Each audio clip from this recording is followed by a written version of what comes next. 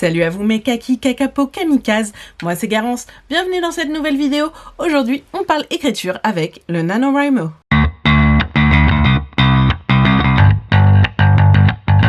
Whoopie-ting, ça faisait longtemps qu'on n'avait pas parlé écriture toi et moi. Oui, j'ai pris un accent, je sais pas pourquoi. Toi et moi, tout de suite, maintenant, today, et sans plus attendre, on se plonge dans le monde merveilleux du NaNoWriMo. Ou nano pour les intimes. C'est surtout parce que j'ai pas envie de dire NaNoWriMo pendant toute la vidéo. En vrai, déjà, ça veut dire quoi? Le sens de la vie en général ou... Le nano, c'est le National November Writing Month.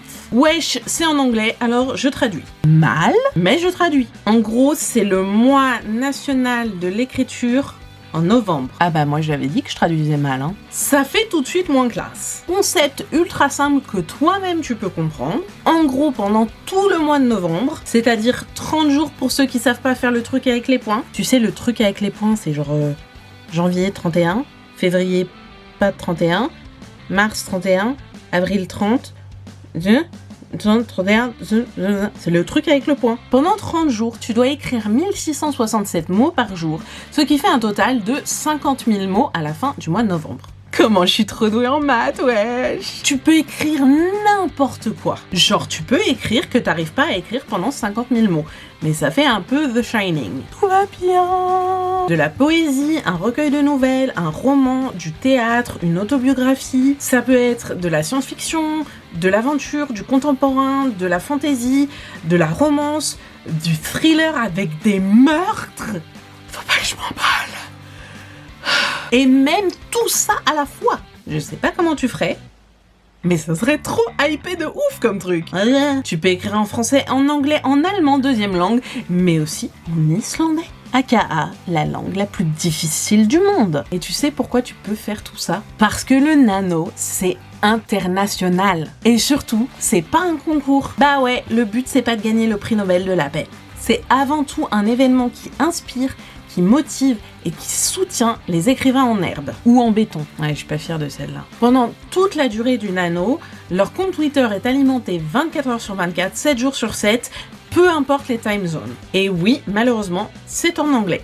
Mais c'est pas grave, ça te fait réviser tes verbes irréguliers. Twitter, c'est des conseils, des astuces, des réponses à toutes tes questions. Même celle de pourquoi tu bouffes de la nourriture pour chat.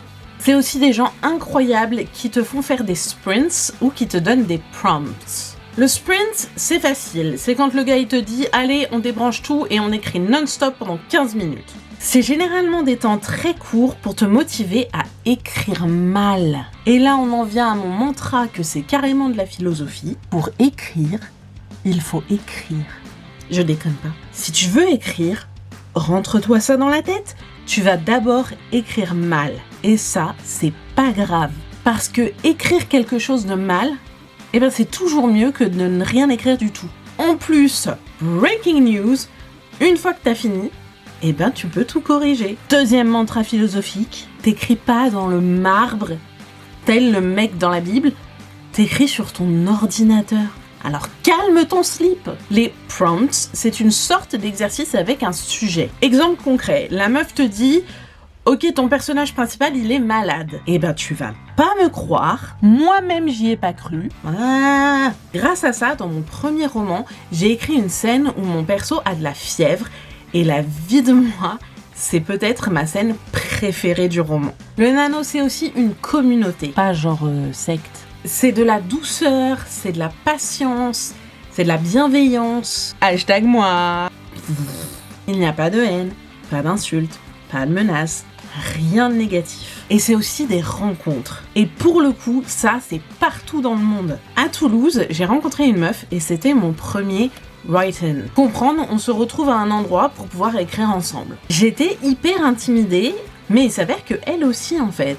On a tout de suite accroché et 2 ou 3 fois par semaine, on se retrouvait dans un café ou à la bibliothèque pour ne pas avoir à écrire seule. Hashtag ma meilleure vie. Et même au fin fond du trou du cul de la Nouvelle-Zélande, que je suis même pas sûre que ça soit sur une carte, j'ai trouvé un groupe de potes. Et ouais, ça fait peur quand t'es pas sociable.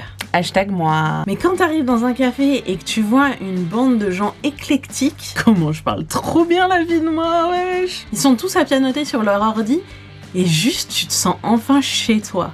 pour finir cette vidéo sur une note positive, lol, je vais pas te mentir, le nano, c'est un marathon et c'est hyper dur. Et en plus, tu perds même pas de poids. Écrire 1667 mots en un jour, c'est faisable. Mais tous les jours pendant un mois, c'est chaud du cul. Et je te raconte même pas si t'as un job à plein temps, 5 gosses et ton beauf de beau-frère qui vit à la maison. Alors si tu me connais un peu, je suis anti-pression. Ça fait un peu genre bière à la pression. Et c'est pour ça que je me mets constamment la pression. Pour de vrai, je trouve que se mettre la pression, c'est malsain et surtout, ça ne mène à rien.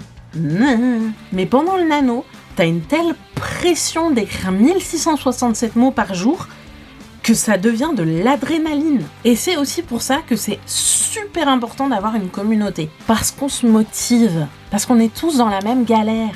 La galère, pas le bateau, la merde. Et oui, je parle de merde pour un événement que t'es censé kiffer à mort. Et crois-moi, tu vas kiffer à mort.